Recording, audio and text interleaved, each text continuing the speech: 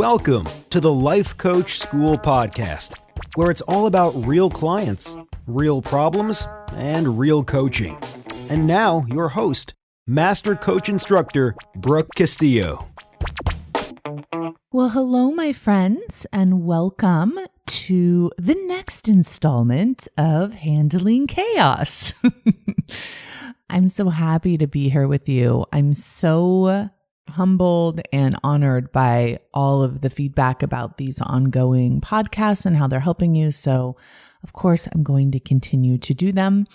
We have the regular podcast that I had recorded for Thursday still coming up. So I will do these all the way up until then. How about that? So let me start by saying that I want to give some suggestions on dropping a thought. I see a lot of my students, my clients, my friends having thoughts that sound like they're doing it wrong. And this applies to globally, and this applies to in your house where you are with your family, all the things. They're doing it wrong. They should be handling it differently. Friends should be handling it differently. They shouldn't be doing this. They should be doing that. They should be better. I should be better. We're doing it wrong too, right? I just want to suggest that thought, not useful, not helpful. You can offer advice. You can talk to people. You can give them your input. But believing that someone else is doing something wrong during this time is just not serving you. If you focus on solutions, if you focus on helping, you're not going to get stuck in that loop of they're doing it wrong and there's nothing I can do to change it and feel completely helpless and out of control. So if that's one of the thoughts that's coming up in your thought work, I just want to make sure you notice it, because a lot of times we're very convinced that we know what the right thing to do is and that there is a right and wrong, and we're always, which is interesting, on the side of right. We know what's right and they don't. And I think it's important to be open to all possibilities and accepting of all understandings of everything. And that this isn't just for this situation, but just in life, like really hearing people out. What is it that you believe? What is it that I believe? What are we disagreeing on? What could we agree on? And when people disagree with me, I actually had someone say, hey, this is what I believe. And I said, but I disagree with you, but because you feel good about what you believe and it's serving you and taking the action you want to take, there's no reason to coach you on it. There's no reason to discuss further. And there's no reason to debate it, in my opinion, unless the person wants to, right? Being open to other people's ideas and being open to how other people are doing stuff when you have no control over it, I think is a much better approach. So just a suggestion. There's no need for added drama and conflict when there is no way that added drama and conflict creates a positive result. I want to read to you a message that I got that was posted on Slack. It was one of my coaches asking for coaching. And I'm going to read her post and then I'll read my coaching reply. I'm also doing a coaching call today that will be recorded and I will post it tomorrow. I will have some of that session posted tomorrow so you can hear some live coaching going on. Okay, so here is the post. She says, I would love some of your brilliant coaching on my thoughts about what's happening right now. I am feeling fear and anxiety, but the strongest emotion I have is shame. I'm so ashamed that I'm afraid. I know that it is human to feel fear, but I'm a life coach. I ought to know better. I ought to be above this. I have to be strong for other people that are frightened. I have to be a bastion, I hope that's how you say that word, of hope for the ones who are hopeless. How can I help if I'm struggling right along with them? Such a great question. And here's my reply to her. And this is for all of you life coaches. You are feeling fear and anxiety because you are a human being, because you have a brain, because the brain doesn't like uncertainty, it gets afraid. Life coaches are human. The difference with us is that we know the fear we are having and the fear our clients are having is because of sentences. It's so important to process our emotions and feel them and know them. It's very important to know we are afraid because of sentences. You also feel shame because of sentences. I ought to be above this. Not a helpful, useful, or true sentence. You ought to be afraid, of course, because your brain is thinking scary sentences. And when everything is working right, that will cause an emotion. There's nothing you can do to be above that. And when you coach your clients and you both have the same sentences, it means you are both human. And you, as the coach, can remind both of the beautiful, amazing, scared humans in the room that it's because of the sentences and not the circumstance. That is all you need to ask yourself to do. Being afraid is humaning. Understanding why you're afraid is life coaching. I want to offer that to all of my coaches and to all of their clients to know that, of course, the human brain is producing thoughts that create emotions. That doesn't mean that we are incapable of helping. We understand the why behind it. It's really important for all of us, all of the people, all of you listening, that you separate yourself from your mind for a minute. Your mind's job is to freak out and get startled. That's its job. You need to step back from it and watch it do its job without panicking, without trying to make it not do its job. Watch your brain do its job. It is trying to protect you. It's actually kind of cute if you think about it. It's like, oh no, everything's gone crazy. Run. And you're like, I hear you, but running isn't appropriate. Well, actually, I'm going to get to that in a minute. Running is very appropriate, but running away from the world right now is not appropriate. There's nowhere to go, which is a beautiful thing.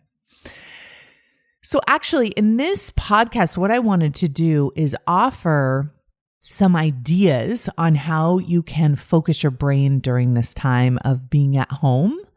For, many of us being in our home all by ourselves, and for some of us being at home with lots of unexpected family members.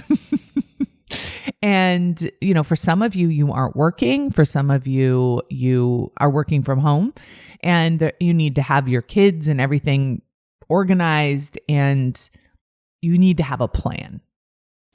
And so I want to recommend that instead of waiting around, instead of stopping and waiting around and seeing what's going to happen and watching the news and see if there's any news and seeing what the next closure is going to be, instead of waiting to do that and trying to be patient with that, I think you should utilize the energy that many of you have.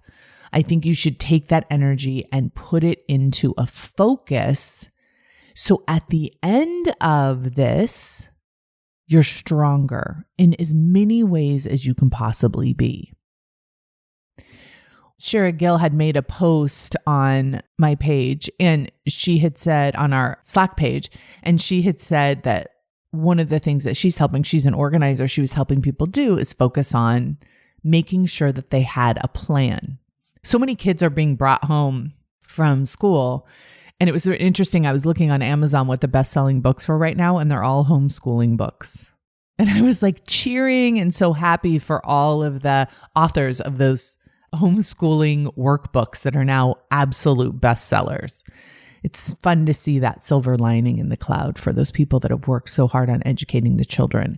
And having a plan for the kids and having structure for the kids, super important. Another one of my life coaches, Judith, was working with her clients on making sure, like, even if you're not getting up and going to work every day, that you get up and you get dressed and you put your shoes on and you clean your house and you get organized. So you have what you can control can feel clean and can feel neat and can feel controlled. Thinking about what you actually can control is super powerful versus thinking about what you can't control. I mean, great opportunity to clean out the closet. The work that we do in Scholars About Getting Organized is available to you guys all in there. You can go and pull that up and do some of that work too. There's something for me about like cleaning out things that feels super productive and powerful. Looking at a closet before and after, looking at a drawer before and after, an office before and after, that can be a way for you to kind of funnel that extra energy into. As I referenced before, working out is a great idea. Maybe you're not in shape right now. Maybe you've always wanted to get in shape. Maybe you haven't had time to get in shape. Working out is a beautiful thing. Being outside, walking outside of your house and going on the trails is absolutely permitted right now. And going out there and getting some fresh air and walking, running, working out, beautiful thing. You can do yoga from your home. I mean, think about the internet, you all, like all the options that we have on the internet to be able to work out, to be able to get in shape while we're at home. So many possibilities. Obviously, I think it's an amazing time for self-coaching, for learning all the material that we have available to you in Scholars and practicing it. For some of you, if you go into the vault in Scholars, in the 1.0 archives, we have a whole book on relationships. We have a whole book on emotions. We have a whole book on confidence, which is the opposite of doubt and insecurity, which is what many of you are feeling right now. And we also have one on goals. And there's a whole class in there, like a whole day-long class in there called How to Feel Better. And within that class, we talk about goal setting and we talk about overcoming obstacles and we talk about having a focus and giving your brain something to chew on. Many of you need a 30-day goal. Many of you need something to focus on where you can see progress, even if it's the number of push-ups that you're doing, even if it's the content that you're writing for your company, even if it's writing 100 love letters to the people that you love in your life, even if it's reaching out and seeing how you can contribute to helping. One of the things I'm pretty passionate about right now is finding ways I can help women who have to be at home with their kids because of school closure, and that's preventing them from work. How do we help them get care for their kids? How do we make sure people are still getting paid for their livelihood, and that those that are being sent home from work with no pay, how can I help those people? For me, that's a passion. That's a desire. I want to focus on that. So for you, it may be something else. It may be another group of people that you want to focus on and help, but it feels powerful to be able to help, especially people who have unexpected needs that you have the means or the time or the ability to help. Obviously, I'm very focused on helping all of you keep your minds clean and straight and focused in this time. So I highly recommend that you go into the How to Feel Better portion of Scholars and pick an outcome and write down the obstacles to achieving it and focusing on it daily. I highly recommend that if you haven't watched Monday Hour 1, that you watch that, because that will help you organize your week. If you have a week with a lot of idle time, you are going to be tempted, because your brain will want you to get on the internet and pay attention to what is going on all day. That is not good for your brain. That's not helpful for your brain to focus on it all the time, because it's almost like you keep running out of the cave to see the tiger, running out of the cave to see the tiger, and you'll be exhausted, but you won't be producing anything. So because we're in our caves, we can go on a walk, right? Outside of our homes. There's no tigers out there. And the other thing I want to recommend is when you go on that walk, pay attention to your thoughts and be really clear about that, or take a podcast, take something that's positive and uplifting, take something that is completely unrelated, get a great novel maybe that's completely unrelated to what is going on right now in the world. Give your brain a break and let it think about something else for a while. Thinking about ways that you can create and contribute instead of consuming, really important at a time like this. Are you adding more love into the world? Are you doing your work to create perspective? Are you coaching yourself? I want to recommend that you practice abundance and generosity. And one of the best ways to cultivate that within yourself is to start with gratitude, to start with thinking about all of the things that you have, all the things that are working, all the things that you do control, all the things that you're thankful for. Spend some time there. And from that well that you've built up for yourself, offer abundance, offer generosity to the world. Allow what is to be.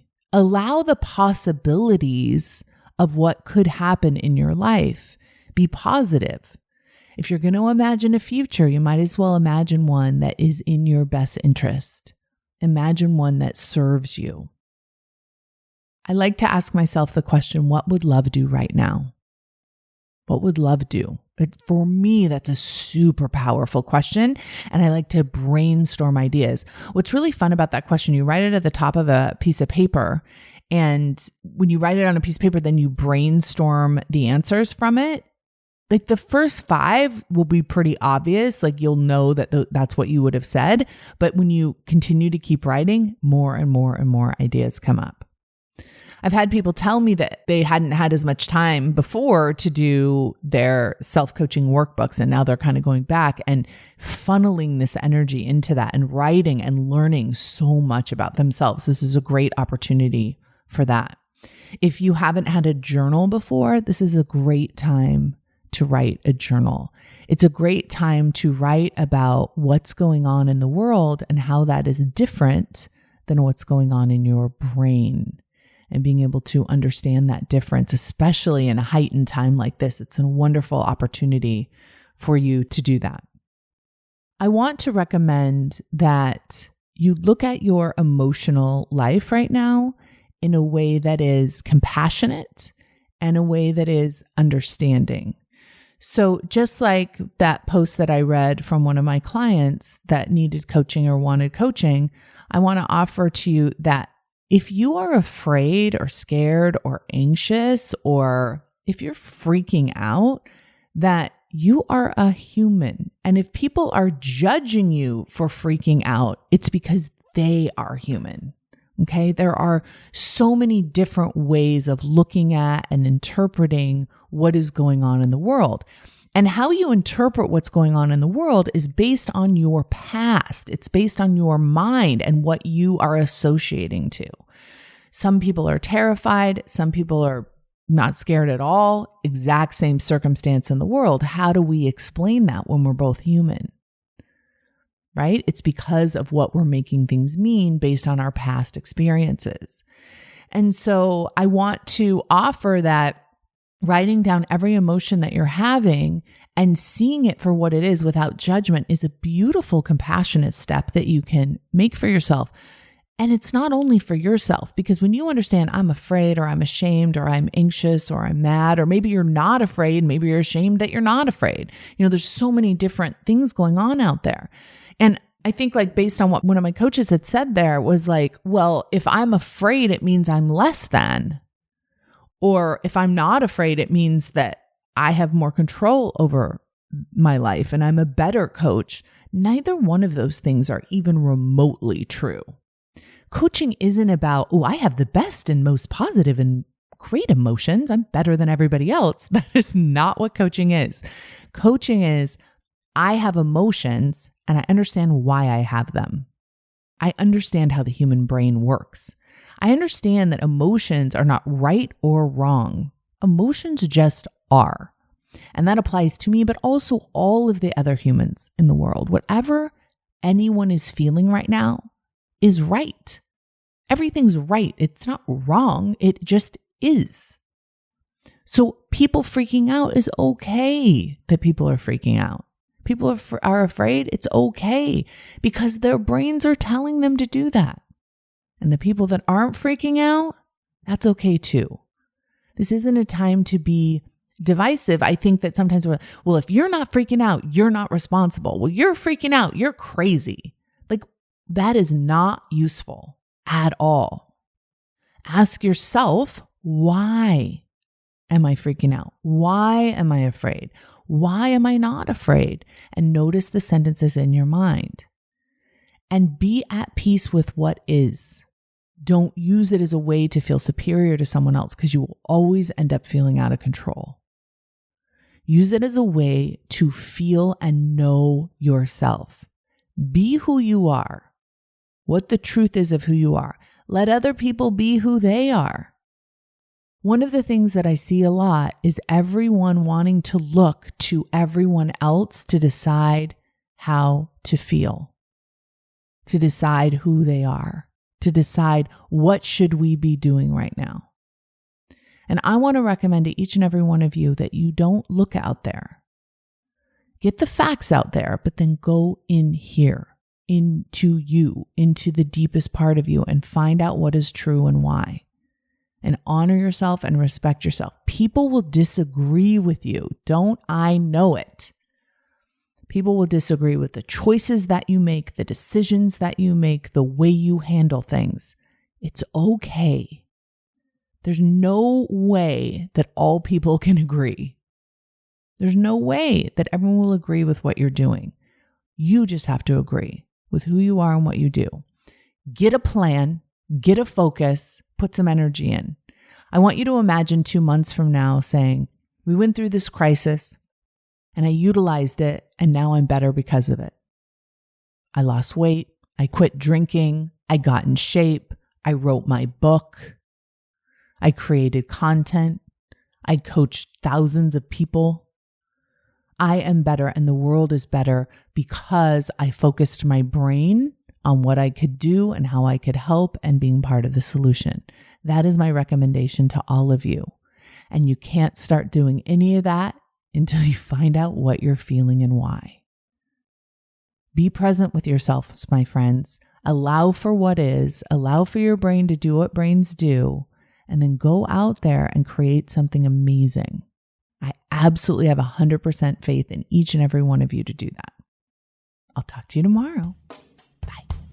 Hey, if you enjoy listening to this podcast, you have to come check out Self-Coaching Scholars. It's my monthly coaching program where we take all this material and we apply it. We take it to the next level and we study it. Join me over at thelifecoachschool.com/join. Make sure you type in the THE lifecoachschool.com/join. I'd love to have you join me in Self-Coaching Scholars. See you there.